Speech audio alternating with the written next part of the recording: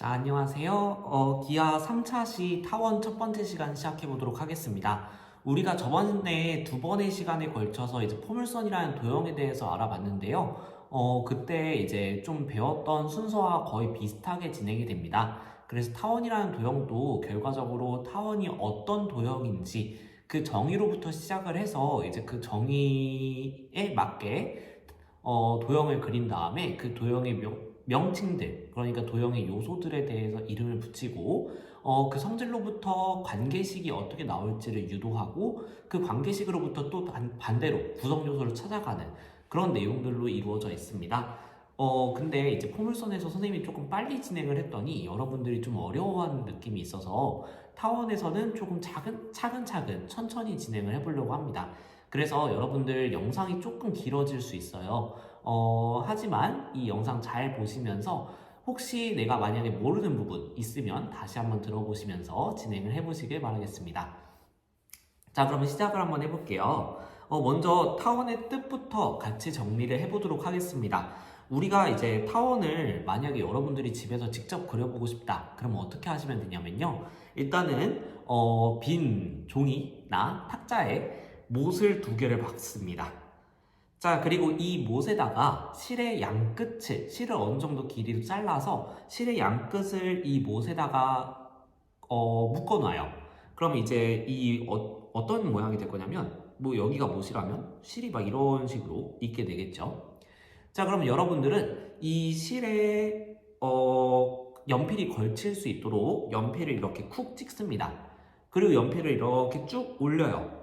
실에 걸칠 수 있도록. 그러다 보면 실이 점점 팽팽해질 겁니다. 여러분들이 연필을 더 바깥쪽으로 꺼내면 꺼낼수록 실은 점점 팽팽해질 거예요.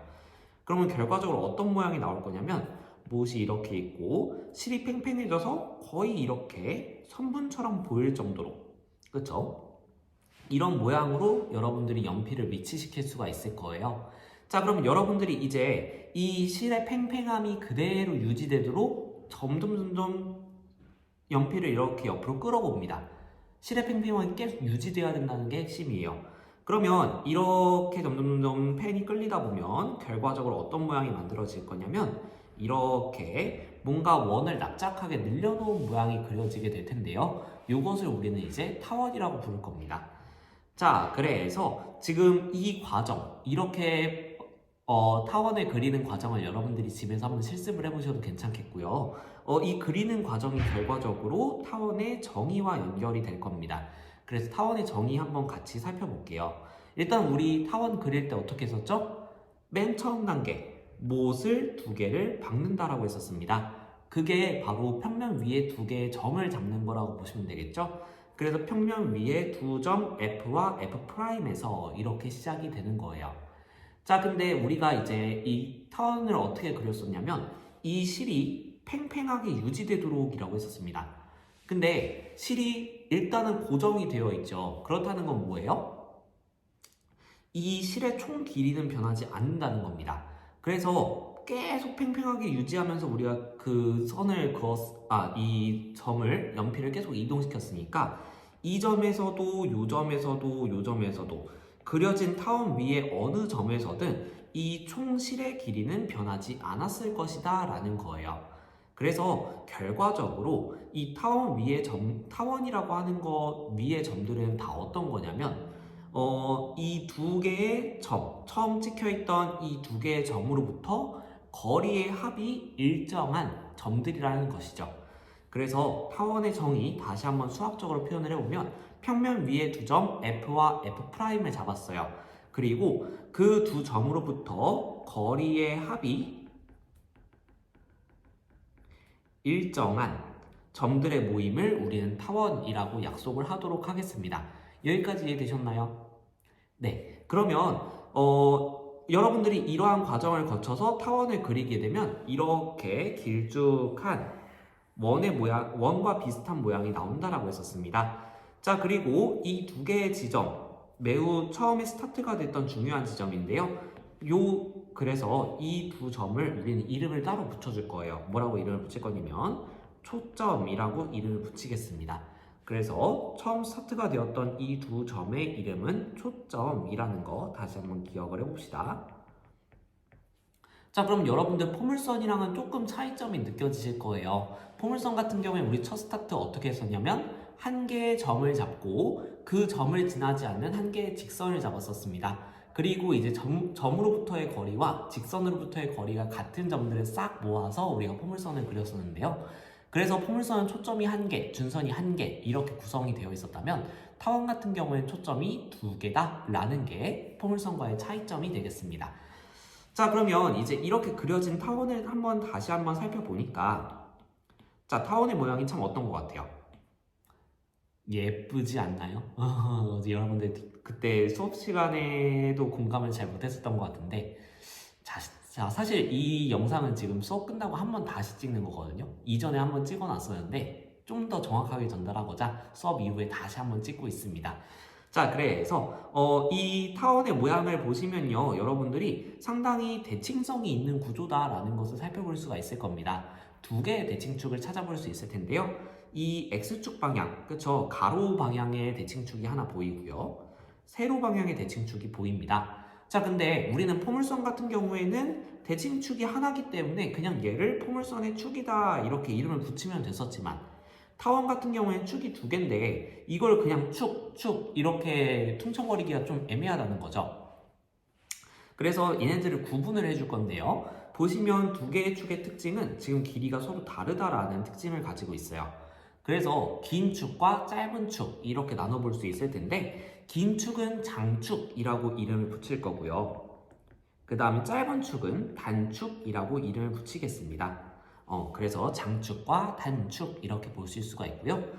두 개의 대칭축이 설정이 되면서 어떻게 보면 대칭의 가장 중심점인 이 가운데 축들의 교점이 생기게 됩니다. 이 축의 중심을 우리는 타원의 중심이라고 부를 거예요. 자, 그리고 이 축과 타원의 교점들이 생기게 됩니다. 그쵸? 축과 타원의 교점은 어떻게 보면 총 4개 생기게 될 텐데 이 4개의 지점은 어떻게 보면 타원에서 가장 볼록하게 튀어나와 있는 부분이라고 볼 수도 있겠죠. 자, 이 지점들을 우리는 뭐라고 부를 거냐면 타원의 꼭지점이라고 부를 겁니다. 그래서 타원의 가장 특징적인 요소들 좀 우리가 같이 정리를 해봤어요. 보시면 처음 스타트가 되었던 두 개의 지점, 이것을 초점이라고 이름을 붙일 거고요. 그 다음에 두 개의 대칭축이 있는데 길이가 긴 것을 장축, 짧은 것을 단축이라고 부른다. 자, 그리고 이 축들의 교점은 대칭의 중심으로서 우리는 타원의 중심이라고 이름을 붙일 것이다. 그리고 타원과 축들의 교점 4개는 우리가 꼭지점이라고 이름을 붙인다라고 정리해 볼 수 있겠습니다. 자, 그러면 이제 요소들에 대한 정의는 끝났고요. 이 요소들이 서로 어떻게 위치하고 있는지 그런 좀 특징을 살펴보도록 하겠습니다. 먼저 보시면요. 첫 번째, 초점. 이게 어떻게 보면 타원에서 가장 중요한 지점이겠죠. 스타트가 됐던 지점이니까. 근데 이 두 개의 초점은 지금 어디 위에 있는 것을 살펴볼 수 있을까요? 그쵸? 길이가 긴 축인 장축 위에 위치하고 있다는 것을 살펴볼 수가 있습니다. 그래서 첫 번째, 두 개의 초점은 반드시 어디 위에 위치를 하고 있다? 장축 위에 위치를 하고 있다. 이것을 하나 기억해 주실 수가 있겠고요. 두 번째, 자, 이거는 약간 좀 마이너한 거긴 하지만 이 축이 대칭적이라고 했잖아요. 그쵸? 이건 대칭축이고 그 다음에 초점은 지금 여러분들이 눈에 보시기에 어떤 것 같습니까? 그쵸? 이 축을 기준으로 좌우 대칭인 것을 살펴볼 수가 있죠. 그리고 꼭지점 또한 서로 축에 대해서 대칭인 관계를 보실 수가 있습니다. 그래서 이렇게 초점은 초점끼리, 꼭지점은 꼭지점끼리 축에 대해서 대칭인 모습을 살펴볼 수가 있다라는 게 두 번째 특징이고요. 세 번째, 자, 지금 우리가 타원에서 첫 스타트가 되었지만 아직 건드리지 않은 성질이 있습니다. 바로 거리의 합이 일정하다라는 성질인데요. 그래서 그러면 과연 일정한 거리의 합이라고 하는 것은 어떤 값을 가질까라는 것을 한번 생각해 볼게요. 그러면 여러분들이 할 수 있는 방법은 자, 이렇게 타원 위의 점 아무거나 잡아서 초점으로부터의 거리의 합을 구해야 되니까 PF 연결하고 PF 프라임 연결하고 그래서 요 거리들을 각각 구해서 더해야 될 텐데 자 이렇게 애매하게 잡아버리면 너무 어렵죠. 하지만 우리는 생각을 해보긴 해야 됩니다. 그래서 PF 더하기 선분 PF 프라임을 생각해 볼 거예요. 근데 이렇게 애매한 길이는 우리가 구할 수가 없기 때문에 좀 더 구하기 쉬운 상황을 생각해 보려고 합니다. 이렇게 두 개가 같은 직선상에 있지 않게 되면 우리가 길이를 더하는데 너무 어려워요. 그래서 이 두 개의 직선이 두 개의 선분이 한 직선 위에 있도록 A라는 꼭지점을 한번 P의 특수한 케이스로서 잡아보도록 하겠습니다. 그러면 이 A라고 하는 꼭지점도 결과적으로 타원 위의 점이기 때문에 AF'과 AF를 더했을 때도 P에서 잡은 것과 동일하게 나와야 되겠죠? 그래서 선분 AF 플러스 선분 AF 프라임 또한 선분 PF 더하기 PF 프라임과 같아져야 된다라는 거 보실 수가 있겠고요. 그러면 이 길이를 구해야 되는데 자 지금 보시면 AF 프라임과 AF 한 직선 위에 있지만 이게 지금 겹쳐지는 부분이 있기 때문에 이 길이를 우리가 한눈에 확인하기는 좀 어려운 상황이에요. 하지만 F와 F'이 서로 대칭이다. A와 A'이 서로 대칭이다 라는 관계 때문에 요 AF의 길이는 우리가 A', F'의 길이로 옮겨 써줄 수도 있을 것 같아요. 그래서 선분 AF 대신에 A', F'을 대신 써줘도 길이의 변화는 없다. 자 그러면 지금 요 식을 그림상으로 한번 확인을 해볼게요.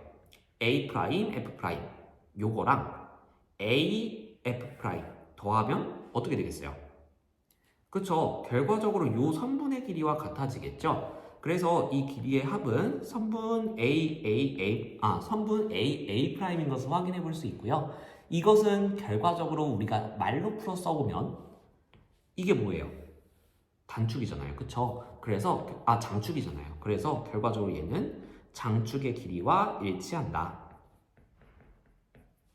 이렇게 살펴보실 수 있겠습니다. 자, 그래서 결론적으로 우리가 P는 아무 지점이나 잡은 거였죠. 근데 그것을 초점으로부터의 거리의 합이 결과적으로 장축의 길이가 나온다. 이거는 여러분들이 기억해 줄 만한 중요한 성질이라고 볼 수가 있습니다. 자, 그래서 다시 한번 정리해 볼게요. 타원 위에 아무 점이나 잡아서 초점으로부터의 거리의 합을 구하면 그 길이는 얼마다? 장축의 길이와 같다. 요 길이랑 같아진다는 뜻이에요. 자, 그래서 이 거리의 합, 일정한 거리의 합, 우리 뭐라고 약속해 볼 수 있다? 장축의 길이다. 길이와 같다. 요거는 꼭 기억을 해주시길 바라겠습니다. 주로 이 두 가지를 이용해서 우리는 타원의 문제들을 해결하게 될 겁니다. 자, 그러면 이제 여기까지가 용어 정리였고요. 이제 우리는 타원의 방정식을 유도할 텐데요. 여러분들 수업 시간에도 상당히 이거 뭐예요? 막 이런 약간 그런 표정으로 그리고 저 선생님은 이제 모른 소리를 씨부리나 이런 표정으로 바라봤었는데 한 번 더 설명해 보도록 하겠습니다. 근데 이 과정 자체를 기억하는 거가 너무 중요한 건 아니고요. 그냥 이런 식으로 흘러가는 거구나. 그래서 이게 나오는 게 이런 식이 나오는 게 자연스러운 거구나 정도로 기억을 해주시고요. 중간중간 포인트 정도만 한번 짚어서 우리가 기억해야 될 것들은 무엇인가 이 정도로 생각을 해주시면 되겠습니다. 한번 타원의 방정식을 유도해 보도록 하죠. 우리가 타원의 방정식을 좀 간단한 형태로 결과적으로 우리가 기억하기 쉬운 형태로 방정식을 유도해 내야 되겠죠. 그래서 초기 세팅이 조금 중요한데요. 만약에 우리가 평면상의 두 점을 잡고 타원을 그리기 시작하잖아요. 그 두 점을 진짜 그냥 막 잡았어요. A, B, A', B' 이런 식으로 만약에 잡았다고 친다면 너무 복잡하지 않아요? 벌써 문자가 4개야. 그쵸? 너무 어렵죠? 그래서 우리는 좀 더 이렇게 막 설정하기보다는 좀 더 쉬운 상황을 설정해보자. 그래서 축 위에 있는 두 개의 지점을 잡을 겁니다.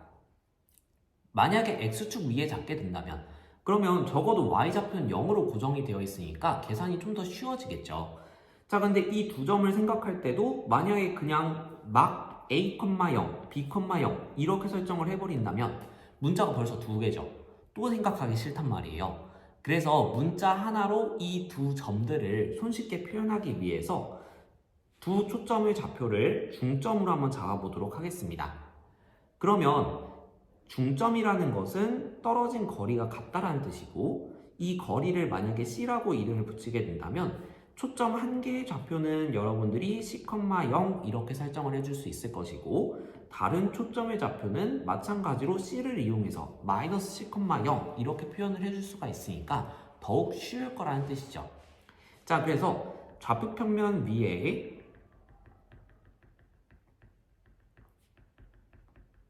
두 점을 이제 어떻게 잡을 거냐면 C,0과 마이너스 C,0으로 잡고요. 그것의 이름을 각각 F'으로 이름을 붙여보도록 하겠습니다. 자, 이것을 초점으로 갖고, 그러면 초점 두 개 설정했으니까 우리 타원 그리려면 이제 뭘 설정해야 돼요? 길이의 합을 어느 정도 일정하게 설정을 해줘야 되겠죠? 근데 그 거리의 합이 두 점으로부터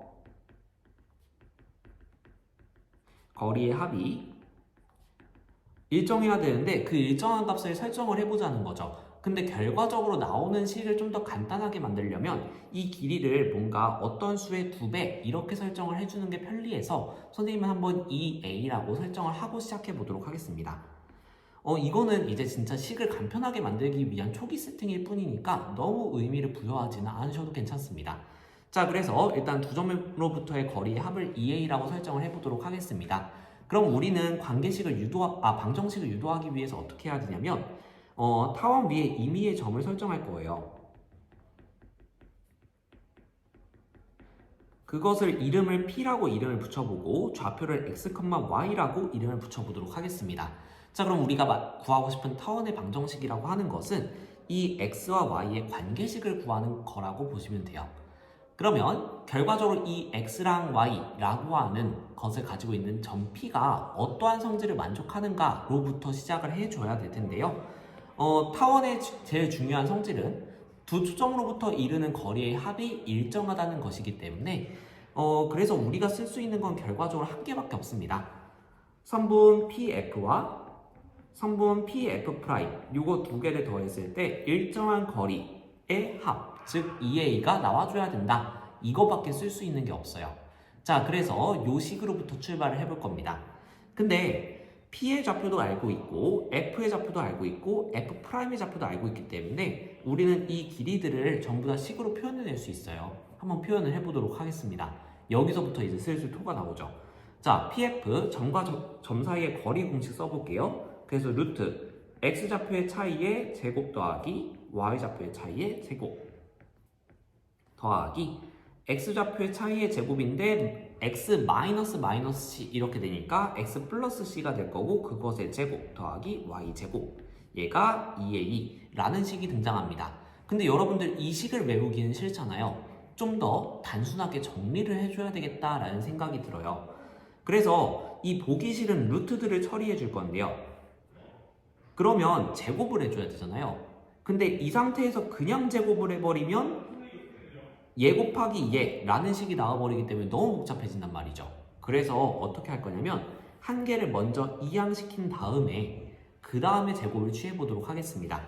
자, 그래서 오른쪽에 있는 루트를 이항시키게 되면요, 루트 x-c의 제곱 더하기 y 제곱은 2a 빼기 루트 x 더하기 c의 제곱 더하기 y 제곱 이렇게 나오게 됩니다. 이제는 한쪽을 루트만 만들어 놨으니까 제곱했을 때 좀 더 단순해진다는 거죠. 양변을 제곱해 볼게요. 그러면 좌변 같은 경우에는 루트만 싹 사라지겠죠.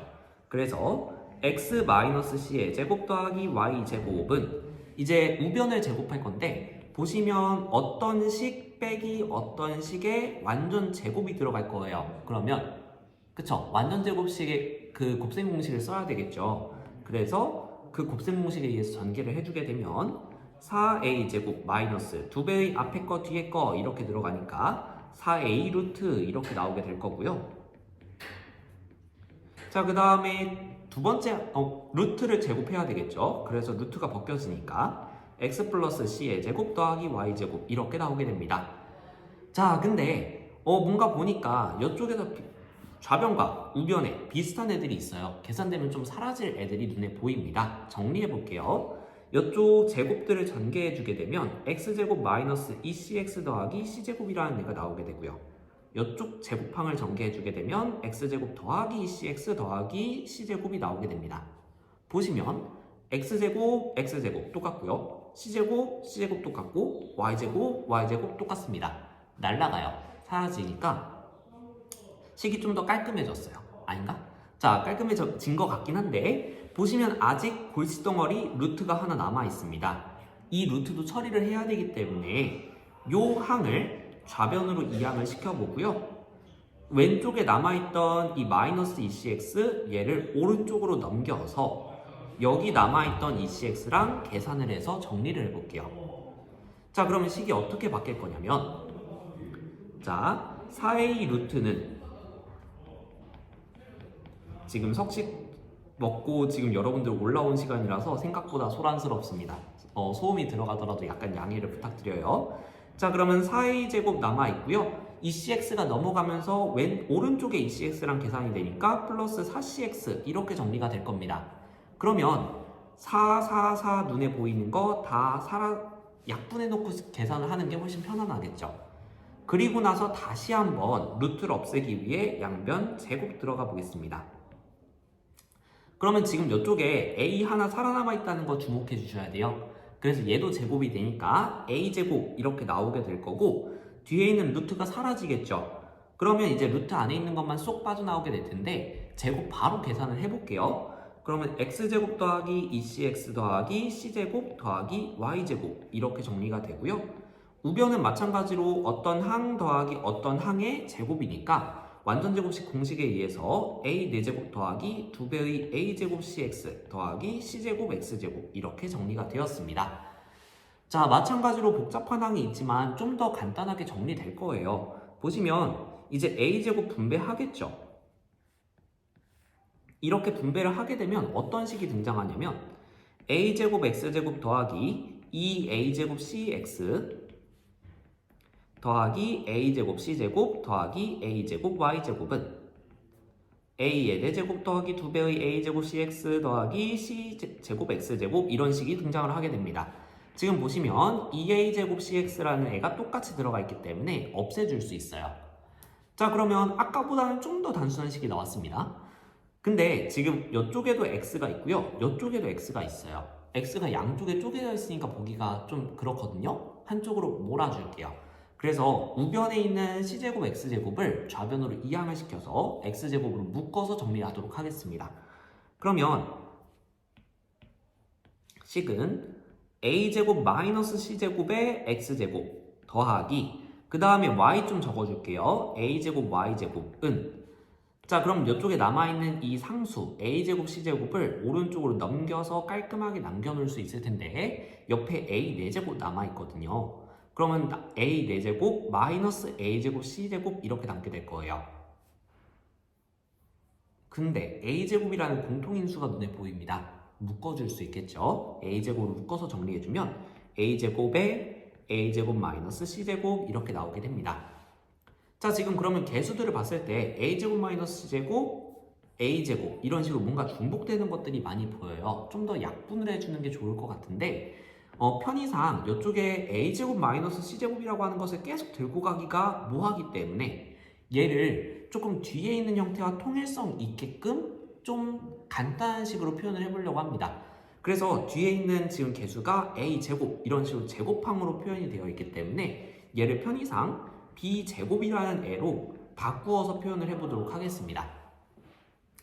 그리고 지금 개수의 a제곱, b제곱이 반복해서 등장하고 있는 상황이니까 양변을 한번 a제곱, b제곱으로 나눠 보도록 하겠습니다. 그럼 어떻게 정리가 될 거냐면 식은 a제곱분의 x제곱 더하기 b제곱분의 y제곱은 1이다 라는 식의 형태로 정리가 됩니다. 자, 요게 사실 기억하기에는 좀 더 간편하겠죠. 그래서 지금 보시게 되면 x축 상에 두 개의 점을 초점으로 하고 거리의 합이 2a인 타원의 방정식을 우리가 유도를 하니까 이러한 식의 형태로 정리가 됐더라. 자, 근데 우리가 매번 이렇게 증명해 나갈 수 없겠죠. 그래서 이제 여러분들이 기억해 주셔야 되는 것은 이 구성 요소와 이 타원의 방정식을 세트로 묶어주시는 겁니다. 자, 그러면 이 조건들을 보시고 여러분들이 이렇게 타원의 방정식을 바로 구할 수 있도록 이 관계식을 잘 기억을 해주셔야 되겠고요. 반대로 이 관계식의 내용으로부터 이 구성 요소를 찾아낼 수 있도록 이 방정식과 구성 요소 간의 관계를 잘 파악을 하셔야 된다는 뜻입니다. 자, 그러면 지금 이 상황은 초점을 x축상의 두 점으로 잡았을 때 나오는 관계식이죠. 그러면 초점이 반드시 x축 위에만 존재를 할까요? 아니죠. 또 다르게 간단하게 잡는 방법 중에서는 두 개의 초점이 y축 위에 존재하는 경우도 생각해 볼 수 있단 말이에요. 그래서 그 경우도 한번 같이 생각을 해볼 건데 지금 우리가 같이 증명을 하지는 않을 거고요. 그냥 결과만 좀 정리를 해보도록 하겠습니다. 과정은 똑같아요. 자, 초점을 어떻게 잡아볼 거냐면 이번에는 0,C와 0,-C를 초점으로 갖는 애를 생각할 거고요. 그 다음에 두 점으로부터의 거리의 합을 EB로 잡아볼 거예요. 왜냐하면 관계식의 통일성을 위해서 이번에는 EA가 아니라 EB로 잡아보도록 하겠습니다. 이 조건상에서 여러분들이 똑같은 과정을 통해서 증명을 해보게 되면 타원의 방정식이 어떻게 나올 거냐면 a제곱분의 x제곱 더하기 b제곱분의 y제곱은 1이다 라는 같은 형태의 관계식을 얻어낼 수가 있습니다. 자, 그래서 그러면 이제 여러분들은 타원의 방정식의 일반적인 형태는 이렇게 a제곱분의 x제곱 더하기 b제곱분의 y제곱은 1이구나 라는 것으로 정리를 해주시면 되겠습니다. 다만 차이점이 있죠. 초점이 어디에 위치를 하는가, 어느 축 방향인가 라는 것이 조금 중요해져요. 자, 만약에 초점이 이렇게 되어 있다, x축 상에 두 점으로 잡았다 라고 한다면 아까 우리 그 타원에 대해서 처음에 용어 정리할 때 초점은 어디 상에 있다라고 했었죠? 타원의 장축 위에 있다라고 했어요. 그러면 이 초점을 연결한 선분이 위치하고 있는 것은 결과적으로 장축 위에 위치를 하게 될 거고요. 그것의 수직인 방향은 단축이 위치를 하고 있을 겁니다. 그래서 이것들로 이렇게 타원을 연결해 보면 결과적으로 가로로 길쭉한 타원이 나올 수밖에 없는 구조다라는 것을 파악해 볼 수가 있어요. 자, 근데 반대로 초점을 y축 방향으로 잡게 된다면 초점이 이렇게 위치를 하게 되는 거겠죠. 그러면 초점은 장축상에 위치를 해야 되니까 이쪽이 긴 축이 되고요. 그것의 수직인 가로 방향은 단축이 되는 겁니다. 그럼 이것들을 이렇게 연결해서 그려봤을 때는 결과적으로 세로로 길쭉한 모양이 나온다는 거죠. 그러니까 모양이 서로 다른 타원이 지금 같은 형태의 관계식으로 정리가 될 수 있다. 그럼 여러분들은 관계식에서 어느 때 이렇게 가로로 길쭉한 타원이 나오고 어느 때 세로로 길쭉한 타원이 나오는지를 구분하실 수 있어야 된다는 거예요. 그게 숫자로 나오든 문자로 나오든. 자, 그래서 우리는 이 두 개의 타원의 특징들을 한번 일반적으로 표로 정리를 해보려고 합니다. 총정리예요. 여러분들이 이 표만 마스터를 하시면 사실 타원에 대해서는 이제 어느 정도 끝내놨다라고 보실 수 있겠습니다. 자, 그럼 한번 비교 분석을 해보도록 하겠습니다. 자, 타원의 방정식 총정리해서 선생님 표를 정리를 해봤는데 여기 중에서 우리는 먼저 꼭지점부터 같이 살펴보도록 하겠습니다. 꼭지점과 중심. 자, 일단 이러한 관계식이 나오기 위해서는 우리가 초기 설정을 어떻게 해주셔야 되냐면요. 지금처럼 초점을 뭔가 서로 대칭적으로 잡으셔야 돼요. 즉, 중점을 원점으로 갖도록 설정을 해주셔야 우리가 문자 한 개만으로 두 개의 초점을 다 표현할 수가 있고 방정식이 좀 더 깔끔하게 나온다는 거죠. 그래서 이 두 개의 식의 형태는 기본적으로 중심을 어디로 설정한 거냐면 0,0으로 설정한 상태다. 그래서 중심은 0,0이 되겠습니다. 자, 그 다음에 이제 꼭지점을 구해 볼 건데요. 지금 꼭지점 같은 경우에는 결과적으로 지금 우리가 초점을 이렇게 x축 위에 잡게 된다면 장축이 이렇게 x축과 평행하게 나오게 되면서 x축이 되게 되면서 결과적으로 꼭지점도 이 x축 상에 위치를 하게 됩니다. 자, 그리고 마찬가지로 이제 이렇게 보시게 되면 다른 단축은 y축 위에 위치를 하게 되기 때문에 꼭지점은 마찬가지로 또 이번에는 y축 상의 점이 되게 돼요. 그래서 결과적으로 꼭지점들이 이런 형태의 모양에서는 꼭지점이 어떻게 되냐면 x좌표가 0인 점 또는 y좌표가 0인 점이 된다는 겁니다. 그러면 예를 들어서 y좌표가 0인 점들을 찾고 싶어요. x축 위의 꼭지점이겠죠? 그러면 y 대신에 0을 넣게 되면서 이 항이 통째로 사라지게 되고요.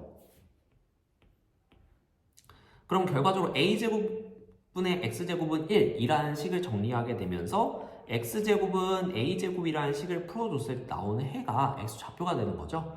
그래서 x는 플러스 마이너스 a라는 두 개의 값이 나오게 되기 때문에 두 식 모두 공통적으로 꼭지점의 좌표는 a, 0과 마이너스 a, 0이 나온다는 것을 확인해 볼 수 있습니다. 같은 방법으로 이제 x 대신에 0을 넣어서 확인을 해주시게 되면 0,b와 0, 마이너스 b를 찾아줄 수가 있어요. 이 네 개가 꼭지점의 좌표다. 자, 그럼 결과적으로 이 네 개의 꼭지점을 표현을 해보게 되면 타원의 어느 정도의 모양을 살펴보실 수가 있는데요.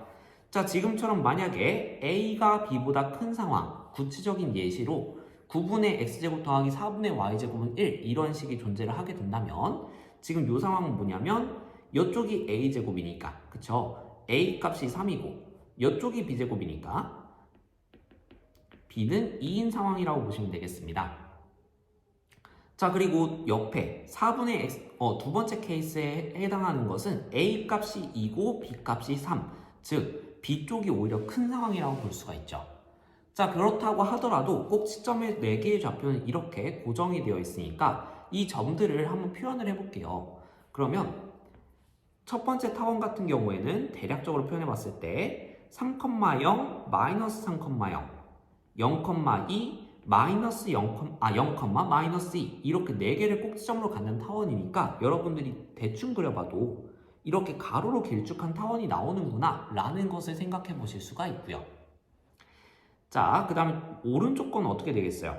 a 값이 2고 b 값이 3이니까 꼭지점 2,0, 마이너스 2,0, 0,3, 마이너스 0,3, 0, 마이너스 3 이렇게 지나니까 세로로 길쭉한 타원이 나오는구나 라는 것을 대략적으로 살펴볼 수 있습니다. 자, 그래서 꼭지점의 좌표를 기억하신다면 A값과 B값만으로도 여러분들이 이렇게 타원의 모양을 생각해 볼 수가 있다. 자, 그럼 지금 여러분들 지금은 선생님이 구체적인 숫자로 냈지만 이것을 문자로 바꿔서 생각을 해보게 된다면 지금 A 쪽이 B 쪽보다 크게 된다면 A, 마이너스 A, B, 마이너스 B 이렇게 찍어봤을 때 A 쪽이 훨씬 길게 느껴질 것이고 그러면 장축의 길이 눈에 보이지 않나요? 그쵸? 장축의 길이는 2A겠구나 라는 거 눈에 들어오시죠? 단축의 길이는 2B가 되겠죠? 이런 것들을 여기다가 채워 넣으실 수가 있다는 거예요. 그래서 장축의 길이 2A, 단축의 길이 2B. 마찬가지로 이쪽에서도 지금 이쪽이 A, 마이너스 A, B, 마이너스 B로 일반적으로 표현해 줄 수가 있고 B가 더 값이 크니까 장축은 이 세로선이 되겠죠? 그래서 이 B가 장축의 길이, 단축은 이 A가 되겠구나 라는 거 생각해 보실 수 있겠습니다.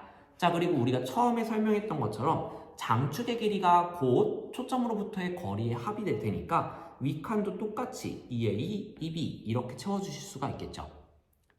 자, 그리고 초점은 어디에 위치한다? 장축 위에 위치한다. 그래서 이 장축 위에 위치를 하려면 초점의 좌표가 X축 위에 있어야 되니까 Y좌표가 0인 형태로 표현이 되겠죠. 그래서 이때는 초점이 C,0, 마이너스 C,0이 되어야 될 거고 초점은 장축 위에 위치를 해야 되니까 0,C와 0, 마이너스 C로 위치를 하게 될 것이다. 이렇게 표를 채워보실 수 있겠습니다. 자, 여기까지 정리되시나요? 자, 그래서 여러분들이 보통 식을 보고 이제 타원을 생각을 해볼 때 어느 축이 장축인지를 살펴보는 방법을 보시면 지금 장축이라고 하는 게 여기는 X축 방향이 장축이죠. 근데 그 X라고 하는 것은 결과적으로 분모가 큰 쪽에 해당이 되는 거거든요. 자, 이 경우에서는 장축이 Y축인데 Y쪽의 분모가 훨씬 큰 것을 볼 수 있습니다. 그래서 여러분들이 분모의 크기를 살펴보시면서 긴 쪽의 문자가 결과적으로 장축의 방향이구나 라고 판단을 해주시면 되는 거예요. 이쪽이 더 크면 X축 방향이 장축. 그렇기 때문에 초점도 X축 위의 점이 될 것이고 장축의 길이도 이쪽의 값인 A쪽을 따라간다. 그래서 2A가 장축의 길이다 라는 것 이렇게 찾아보실 수 있겠고 Y쪽의 값이 크다 라고 한다면 그러면 이제 네, Y쪽의 분모가 크다라고 하는 것은 장축이 Y축 방향이구나 라는 것을 생각해 볼 수가 있어서 그래서 이쪽에서 이제 거리의 합 2B라는 것을 찾아보실 수 있겠고요. 그 다음에 초점도 장축 위에 위치를 해야 되니까 Y축상의 점인 0,C, 0,-C 이런 식으로 구할 수 있구나. 이것을 유기적으로 연계해서 기억을 해주셔야 되겠습니다. 여기까지 되셨을까요? 자, 그러면 이제 결과적으로 여러분들은 이제 문제 상황에서 어떻게 되냐면 이런 식으로 방정식이 주어졌을 때 여기로부터 C값을 구해서 초점의 좌표를 정확하게 구해라 이런 식으로 나온단 말이죠. 그러면 A, B, C 사이의 관계식이 어떻게 성립하는지를 확인하셔야 되는데 요거를 외우는 걸 어려워하셔서 보통 문제를 많이 틀리게 됩니다. 그거를 기억할 수 있는 방법을 우리는 크게 이제 두 가지로 살펴볼 거예요. 첫 번째는 도형을 이용해서 확인하는 방법이고요. 두 번째는 C라는 값을 기준으로 한번 식을 선생님 나름대로의 용어로 재정리해 보려고 합니다. 먼저 그림부터 살펴볼게요. 자, 지금 이 상황을 그림으로 표현해 보면 좀 더 일반적으로 그림을 표현해 보면 첫 번째 열 같은 경우에는 가로로 길쭉한 타원이 나온다라고 선생님이 거듭해서 이야기를 했었죠. 그래서 타원이 아마 이런 식으로 나오게 될 거예요. 조금 어그러져도 이해를 해주세요. 자, 그래서 꼭지점 A, 0, 마이너스 A, 0, 0,B, 0,-B 이렇게 나오게 될 거고 장축 위에 초점이 존재해야 되니까 이렇게 C와 마이너스 C 이렇게 존재를 할 것이다. 자, 근데 선생님이 한번 이 꼭지점을 한번 잡아보도록 하겠습니다. 단축 위에 꼭지점을 잡아서 초점으로부터의 거리를 한번 표시를 해볼게요. 자, 그러면 이 타원 자체가 이 단축에 대해서 좌우 대칭이고요. 그 다음에 초점도 단축을 기준으로 좌우 대칭이기 때문에 이 거리 각각 선분 두 개 그렸죠. 이 선분의 길이는 서로 어떻게 돼야 될까요? 좌우 대칭인 관계니까 같아져야 되겠죠. 근데 이 두 선분의 길이의 합은 얼마다? 장축의 길이다. 즉 여기서는 2a에 해당이 된다. 그렇다는 것은 선생님이 여기서 단축 위에 꼭지점으로부터 초점 한 개만 딱 이렇게 연결해 보게 된다면 이 길이는 얼마가 돼야 된다? 장축의 길이의 절반에 해당하는 a가 되어줘야 된다라는 거고요. 그러면 지금 이쪽 길이 b, 이쪽 길이 c라는 것은 좌표 설정을 통해서 나타나게 되는 식이거든요. 자, 그러면 지금 이 선분을 그리면서 우리는 직각삼각형 한 개를 찾아보실 수가 있게 됩니다. 그렇다는 것은 우리 어떤 게 성립한다? 피타고라스 정리가 성립한다. 자, 그래서 여러분들이 정리할 수 있는 식 첫 번째는요. 얘에 대해서는 a제곱은 b제곱 더하기 c제곱이라는 관계식을 찾아내실 수가 있을 거예요. 자, 그러면 두 번째 그림도 비슷하게 이야기를 해볼 수 있지 않을까요? 자, 그래서 이번의 경우에는 세로로 길쭉한 타원이 나올 것이다 라고 선생님이 이야기를 했었고요.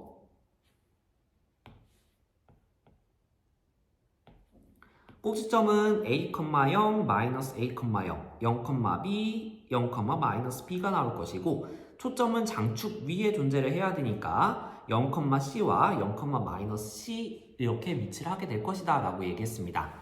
마찬가지로 단축 위에 꼭지점을 기준으로 이렇게 초점으로부터의 거리를 구하게 되면 서로 이제 단축을 기준으로 좌우 대칭이니까 이렇게 길이가 같아질 수밖에 없더라.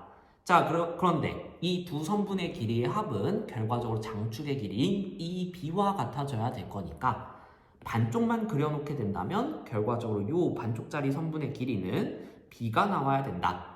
자, 그러면 우리가 그림을 그리면서 생각했던 이 좌표 때문에 직각삼각형이 이렇게 그려질 수 있겠고요. 그럼 관계식은 피타고라스 정리에 의해서 b제곱은 a제곱 더하기 c제곱 이렇게 나오게 됩니다. 자, 그럼 이게 첫 번째로 여러분들이 관계식을 기억하는 방법이에요. 그래서 이 직각삼각형 모양은 상당히 타원에서 특징적인 직각삼각형이기 때문에 여러분들이 눈에 잘 익혀두셔야 되겠습니다. 자, 근데 항상 이렇게 우리가 그림을 그려가면서 문제를 풀 수는 없단 말이죠. 식 자체에서 이 관계식을 좀 기억해보고 싶은데 두 개의 케이스를 따로 외우다 보면 너무 헷갈려요. 그래서 선생님은 어떻게 할 거냐면 C를 기준으로 식을 다시 정리해 볼 겁니다. 자, 그래서 요 식을 C제곱에 대해서 정리를 하게 된다면 C제곱은 A제곱 마이너스 B제곱으로 표현이 가능하고요. 여기를 C제곱으로 표현해 보면 B제곱 마이너스 A제곱이 된다는 것을 확인해 볼 수 있어요. 선생님 뭐예요? 이거 그냥 두 개 다른 식이잖아요. 똑같잖아요. 두 개 외워야 되는 건 똑같은데요? 이렇게 얘기할 수도 있겠지만 한번 잘 볼게요. 자, 구체적인 상황을 통해서 한번 살펴봅시다.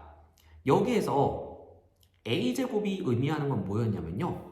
분모 중에서 큰 값이었어요. B제곱은 분모 중에 작은 거였어요. 자, 근데 오른쪽 열 같은 경우에는 B제곱이 뭐였냐면요. 분모 중에 큰 거였어요. 그쵸? 그래서 큰 거였고요. 반대로 여기선 A제곱이 작은 거였어요.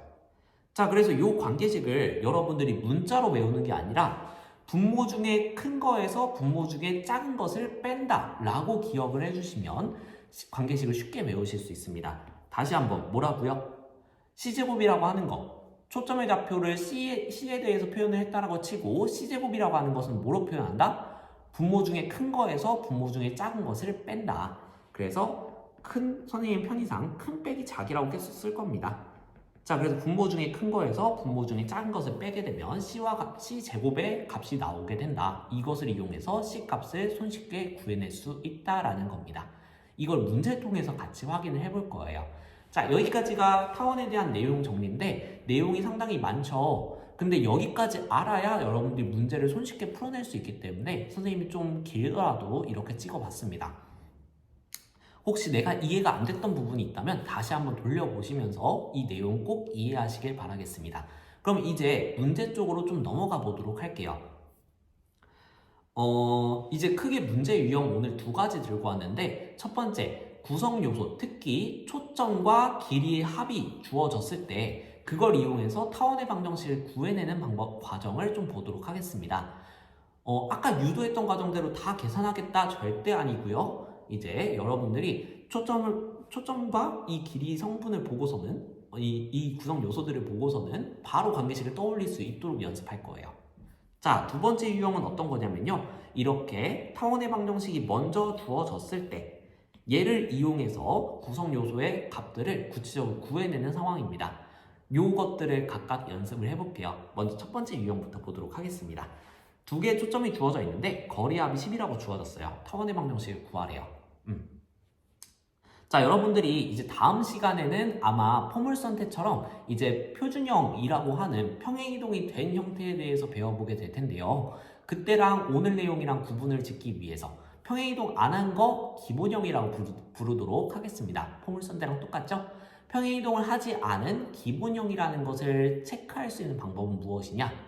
중심이 원점이라는 것을 체크를 해주셔야 돼요. 결과적으로 중심이 대칭의 기준이고요. 그게 원점인 상황이 평행이동이 전혀 안 된 기본형이라고 보시면 되겠고요. 뭔가 이 중심이 이동을 했어 라고 하면 그것은 표준형이라고 보시면 되겠습니다. 그럼 그것을 파악하는 방법은 중심이라고 하는 것은 결과적으로 초점들의 중점이기도 했단 말이죠. 그래서 초점의 중점 요거를 한번 구해 보도록 하죠. 잠시만요. 자, 그래서 이 두 개의 초점을 보시면 여러분들이 무의식적으로 두 개의 중점을 구해 보셔야 됩니다. 근데 지금 상황은 어때요? 중점이 원점인 것을 확인해 보실 수가 있죠. 그리고 심지어 이게 지금 서로 부호만 서로 다른 모습이라는 것을 볼 수가 있어요. 그래서 이걸 통해서 우리가 처음에 배웠던 기본형의 형태구나 라는 것을 아실 수가 있겠고, 그걸 통해서 방정식은 일단은 a제곱분의 x제곱 더하기 b제곱분의 y제곱은 1 형태일 거야 라고 추측을 하셔야 됩니다. 여기까지 이해되셨나요? 자, 그리고 이렇게 기본형이라는 걸 빠르게 파악하실 수 있으면 좋은 점이 뭐냐면요, 바로 C값을 읽어낼 수 있어요. C값은 얘가 되겠죠. 그래서 C값은 4구나 라는 것도 빠르게 읽어내실 수가 있게 됩니다. 자, 중점이 원점이라는 걸 파악하게 되면서 두 가지 알아냈어요. 기본형의 형태라는 거, 그 다음에 C값을 빠르게 읽어낼 수 있다는 거, 이렇게 두 개를 봤습니다. 자, 그 다음에 이제 우리가 확인해 봐야 될 것은 초점이 어디 위에 있는지를 살펴보셔야 돼요. 기본형인 걸 찾으셨으면. 근데 지금 초점은 어디 위에 있어요? X축 위에 있죠. 자, 근데 초점은 항상 타원의 어디 위에 있어야 된다? 장축 위에 있어야 된다라고 선생님이 거듭해서 강조합니다. 자, 그래서 이 말은 뭐냐면 초점이 X축 위에 있다는 것은 장축이 X축 방향이라는 것을 의미해요. 즉 우리가 약간 비공식적인 용어로 가로로 길쭉한 모양이 나와줘야 된다라는 거죠. 그래서 타원은 아마 이런 식으로 가로로 길쭉한 모양이 나올 수밖에 없겠구나 라는 것을 초점을 좌표를 통해서 찾아주셔야 됩니다. 자, 그러면 일단은 기본적으로 A 값이 B 값보다 크겠구나 라는 것을 찾아줄 수 있겠고요. 이걸 파악하신다면 이제 우리는 C제곱의 관계식을 떠올릴 수 있겠죠. 자, C제곱의 관계식은 선생님 말로 정리했을 때 어떻게 정리했었죠? 분모 중에 큰 거에서 작은 것을 뺀 거다 라고 이야기했는데 지금 A쪽이 크단 말이죠. 그래서 관계식은 자동적으로 A제곱 빼기 B제곱이 나오겠구나 라는 것을 찾아보실 수 있겠고요. 근데 여기에서 한 개를 더 찾아주셔야 되죠. 지금 보시면 아직 안 쓴 거 뭐 있어요? 거리합이 10이다. 그쵸? 자, 장축이 X축 방향이라고 하는 것은 기본적으로 장축의 길이는 2a가 나와야 된다라는 것을 포함하고 있는 말이기도 하고요. 그 장축의 길이는 초점으로부터의 거리 합과 같아져야 되니까 얘가 10이 나온다. 따라서 a 값은 5라는 것을 주는 정보가 바로 이 거리의 합 정보라고 보시면 되겠습니다. 자, 그럼 아까 말했듯이 C제곱은 A 큰 것 빼기 작은 것, 즉 A제곱 마이너스 B제곱이라는 것을 알 수 있으니까 여기 아까 우리가 읽어냈던 C값, A값을 대입해주게 된다면요. C제곱 16은 A제곱 25에서 B제곱 뺀 거. 그러면 B제곱에 대해서 정리를 해줬을 때 25 빼기 16으로 정리할 수 있으니까 값이 9구나 이렇게 읽어낼 수 있겠습니다. 자, 그러면 우리 B값 굳이 안 구하더라도 타원의 방정식에 B제곱 값을 통째로 구해냈기 때문에 타원의 방정식 구하는 데는 아무 문제가 없습니다. 따라서 A값 5 넣어주게 되면 A제곱은 25죠. 그래서 25분의 X제곱 더하기 B제곱은 통째로 9라는 거 알고 있죠? 9분의 Y제곱은 1이구나 이렇게 식을 구해낼 수 있겠습니다. 요 의식의 흐름 과정이 여러분들 지금은 되게 어렵고 길게 느껴질 수 있겠지만 익숙해지면 바로바로 진행할 수 있을 거예요. 그래서 선생님이 어떤 흐름을 통해서 요 관계식을 구해냈는지 그 흐름에 익숙해지실 수 있도록 연습을 해주시길 바라겠습니다. 그럼 다음 버전으로 가볼게요. 이번에는 초점이 Y축 위에 있는 상황을 좀 살펴보도록 하겠습니다. 똑같아요. 자, 먼저 첫 번째, 얘가 기본형인지를 파악하기 위해서 중점부터 생각해 볼 겁니다. 근데 중점이 어때요? 맞아요. 얘도 원점이에요. 그렇다는 것은 일단은 얘는 평행이동을 전혀 하지 않은 기본형일 것이다 라는 것을 알 수 있고, 그래서 관계식은 A제곱분의 X제곱 더하기 B제곱분의 Y제곱은 1의 형태를 가져야 되겠구나 라는 것을 캐치하실 수 있습니다. 자, 그리고 중점이 원점 기본형이라는 것을 통해서 이 초점의 좌표가 서로 부호만 반대다 라는 것을 확인해 볼 수 있고요. 그리고 이 값이 결과적으로 뭐다? C값이다 라는 것을 확인해 볼 수 있겠죠. 그래서 C는 3이다 라는 것을 초점의 좌표만 보고 빠르게 찾아내실 수 있어야 됩니다. 자, 그 다음에 두 번째 요소 어떤 거 생각해 볼 거냐면요. 지금 초점이 어느 축 위에 있다? Y축 위에 있다. 자, 근데 타원에서 초점은 어디 위에 있어야 된다고 했어요? 타원의 어떤 거 위에? 그쵸? 장축 위에 있어야 되기 때문에 결과적으로 이 말은 타원의 장축이 어느 축 방향이다? Y축 방향이다. 그러면 여러분들이 타원의 모양은 일단은 Y축 방향으로 길쭉한 이런 세로로 길쭉한 모양이 나와야 된다라는 것을 생각해 보실 수 있겠고요. 그래서 그러면 Y좌표에 해당하는 B쪽, 얘가 A보다 커져야 되겠구나 라는 것을 생각해 볼 수 있겠습니다. 자, 그리고 장축이 Y축 방향이라고 하는 것은 장축의 길이가 2A와 2B 중에 뭐다? 그쵸? 2B다 라는 것을 찾아줄 수 있겠고요. 근데 이 길이가 초점으로부터의 거리의 합과 같아야 되기 때문에 거리의 합이 12라고 주어졌었죠. 그래서 B 값은 6이구나 라는 것을 구해내실 수 있겠습니다. 자, 마지막 세 번째, 우리는 A 값을 남은 한 개 구해내야 되죠. 그래서 A, B, C의 관계식을 알아내야 되는데 C제곱을 기준으로 생각한다고 했어요. 자, 그래서 C제곱은 분모 중에 큰 거 빼기 분모 중에 작은 거인데 B가 A보다 크다라는 걸 읽어냈기 때문에 B 쪽이 더 A 쪽보다 커야 되겠죠.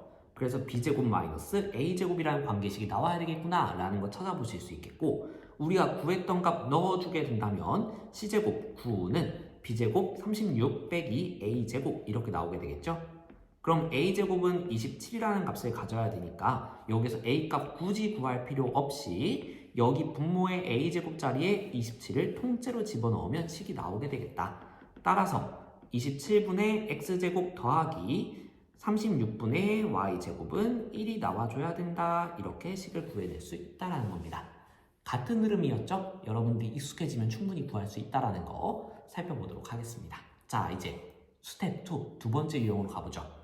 이번에는 식이 먼저 주어진 상태예요. 이때 여러분들이 초점, 장축, 단축 이런 것들 찾아내는 방법에 대해서 보도록 하겠습니다.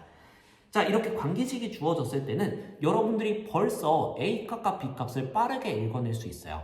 자, 우리는 A제곱분의 X제곱 더하기 B제곱분의 Y제곱은 1이다 이렇게 관계식을 정리했었잖아요. 그래서 그러면 여기 분모에 있는 16이 A의 제곱자리다.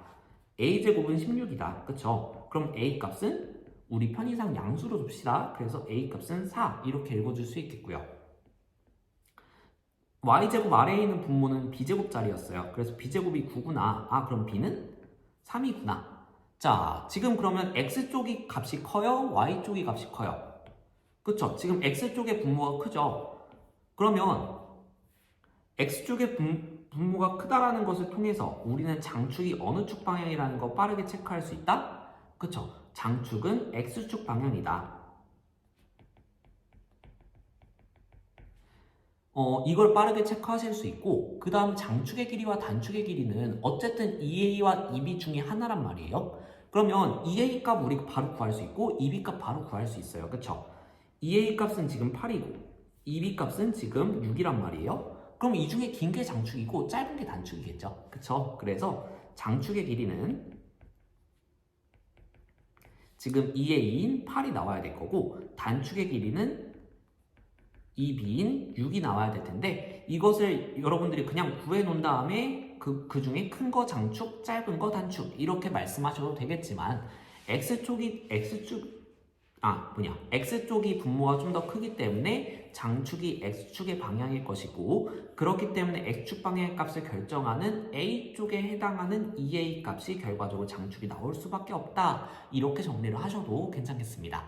자, 그래서 장축끼리 단축끼리 우리 확인을 해봤고요. 결과적으로 그림의 모양은 이렇게 가로로 길쭉한 모양이 나와야겠구나 라는 거 생각해 보실 수 있겠죠. 자, 근데 초점의 좌표를 구해야 된단 말이죠. 그럼 우리 뭐 쓰겠어요? 관계식, 그쵸? C제곱은 어떤 거 빼기 어떤 거?